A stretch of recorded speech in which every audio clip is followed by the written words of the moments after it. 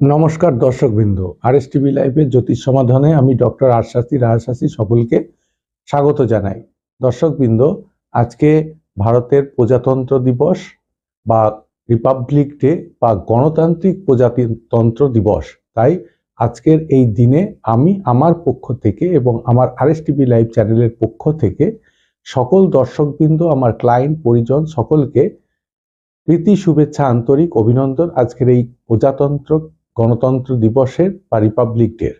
অল্প কথায় আজকের দিনের মূল তাৎপর্য একটু বুঝিয়ে বলি। 1947 সালের 15 আগস্ট ভারত স্বাধীন হবার পর তৎকালীন যে সরকার বা তৎকালীন সময়ের জনসাধারণ, তাদের মধ্যে একটি দাবি ওঠে যে, বা তারা রিয়ালাইজ করে যে জনসাধারণের জন্য তাদের যে মৌলিক অধিকার বা তাদের যে একটা গণতান্ত্রিক অধিকার, সংবিধানে তার একটা জায়গা হওয়া উচিত এবং সকলের জন্যে আইন একই রকমের হওয়া উচিত বা গণতান্ত্রিক অধিকার রক্ষা করা উচিত।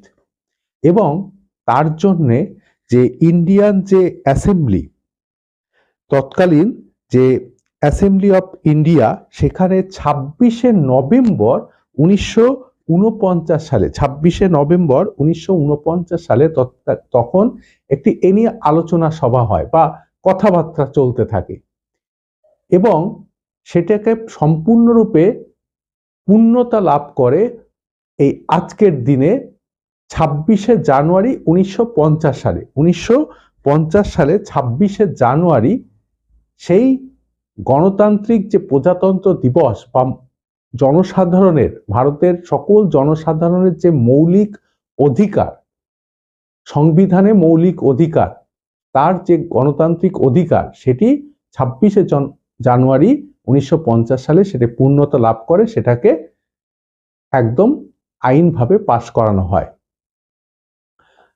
এবং সেখান থেকে আজকের এই 26শে জানুয়ারি প্রজাতন্ত্র দিবস বা গণতান্ত্রিক দিবসের এত গুরুত্ব বা মাহাত্ম্য। তাই আমার পক্ষ থেকে এবং আমার চ্যানেলের পক্ষ থেকে পুনরায় আজকের রিপাবলিক ডে বা 26শে জানুয়ারি বা ভারতের প্রজাতন্ত্র দিবস বা গণতন্ত্র দিবসের সকলকে পুনরায় প্রীতি, শুভেচ্ছা, আন্তরিক অভিনন্দন। সকলে খুব আনন্দ করুন, ভালো থাকুন, সুখে থাকুন, সুন্দর থাকুন। নমস্কার, ধন্যবাদ। আপনারা দেখছেন আরএস টিভি লাইভে জ্যোতিষ সমাধান অনুষ্ঠান।